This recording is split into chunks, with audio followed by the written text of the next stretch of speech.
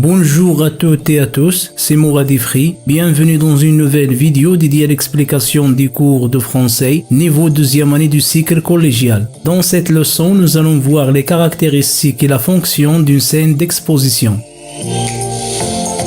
Observez d'abord ce document et dites-moi quelle est sa nature. Je répète, quelle est la nature de ce document? Oui, c'est très bien, c'est un extrait d'une pièce de théâtre. Quel est le titre de la pièce d'où extrait ce texte? Oui, ce texte est tiré de la pièce théâtrale intitulée « Des parents dans l'embarras ». Maintenant, dites-moi quelle est la situation de cette scène dans la pièce. Je répète, quelle place occupe-t-elle dans la pièce? Oui, c'est bien cela, elle est au début de la pièce. C'est la première scène de la pièce.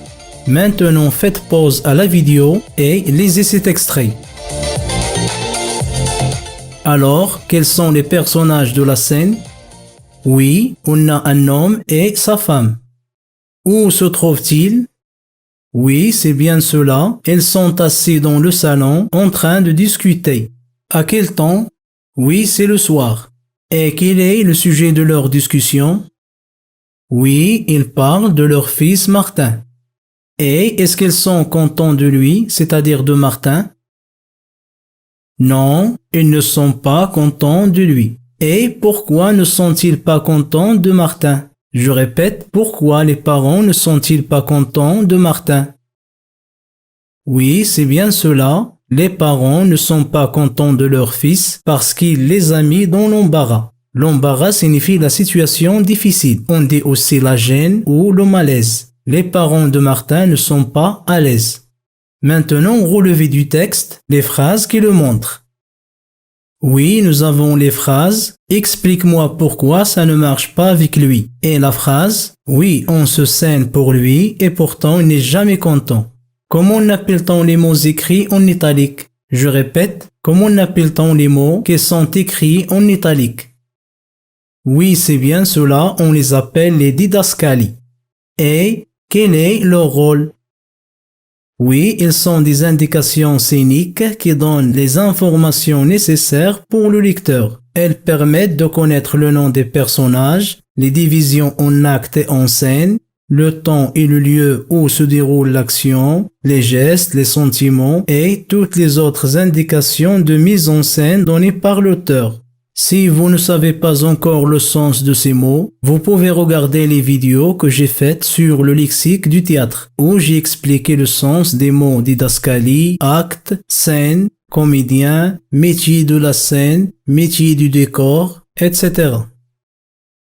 D'après la leçon intitulée « La structure d'une pièce de théâtre », à quelle scène correspond ce texte? Je répète, d'après la leçon que nous avons étudiée dans la leçon de la lecture intitulée « La structure d'une pièce de théâtre », à quelle scène correspond ce texte? Oui, c'est très bien, ce texte correspond à la scène d'exposition. Et pourquoi? Oui, c'est bien cela, la scène d'exposition occupe la première scène. Et elle nous donne toutes les informations nécessaires à la compréhension de la situation.